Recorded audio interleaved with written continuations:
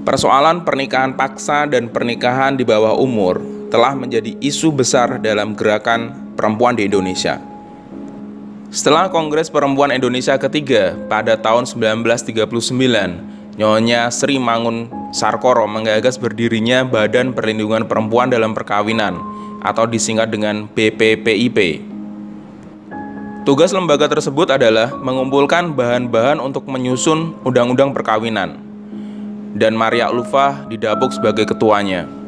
Perjuangan untuk menyusun undang-undang yang melindungi perempuan dalam soal perkawinan sudah dimulai sejak Kongres Perempuan Indonesia yang kedua yang diadakan di Batavia pada tanggal 20 hingga 24 Juli tahun 1935. Usaha penyusunan undang-undang tersebut sempat terhenti ketika Jepang datang dan kemudian diteruskan kembali saat era kemerdekaan. Pada tahun 1950, atas desakan gerakan perempuan, pemerintah kembali meneruskan penyusunan undang-undang perkawinan.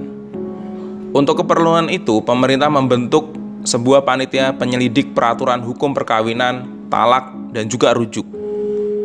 Dua hal yang paling sering diperdebatkan dalam panitia ini adalah tafsir terhadap poligami dan usia minimal pasangan untuk menikah.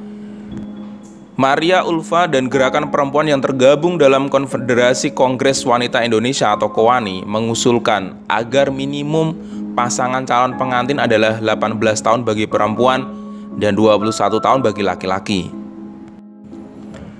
Dalam sebuah wawancara dalam proyek dokumentasi Arsip Sejarah Lisan Arsip Nasional Republik Indonesia atau ANRI, Maria menuturkan pada tanggal 1 Desember 1952 panitia sudah menyiapkan sebuah RUU perkawinan.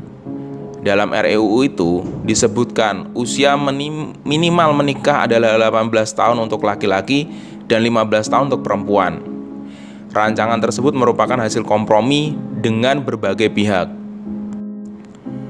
Menurut Cora Friede de Stuers dalam bukunya yang berjudul Sejarah Perempuan Indonesia, panitia penyusunan undang-undang itu berkepentingan untuk menyusun sebuah peraturan perkawinan yang berlaku umum bagi seluruh rakyat Indonesia tanpa perkecualian dengan berdasar pada Pancasila.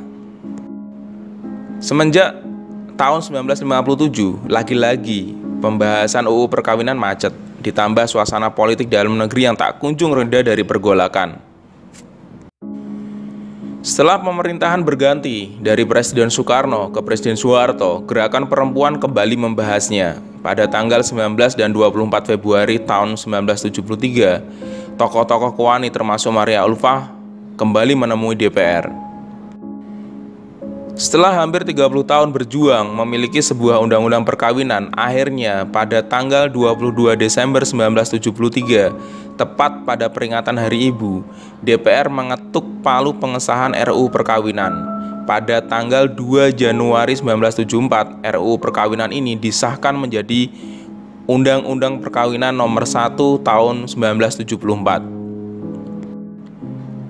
Namun Undang-Undang Perkawinan itu tidak mengakomodasi usulan gerakan perempuan tentang minimal usia dalam perkawinan, yakni 19 tahun untuk laki-laki dan 16 tahun bagi perempuan. Menurut Maria Ulfa, pembatasan usia itu tidak lagi ideal, bahkan untuk era tahun 1970-an pun. Oke, sekian info yang bisa saya bagikan. Mohon maaf jika ada salah-salah kata, salah-salah sebut. Thank you for watching. Assalamualaikum warahmatullahi wabarakatuh.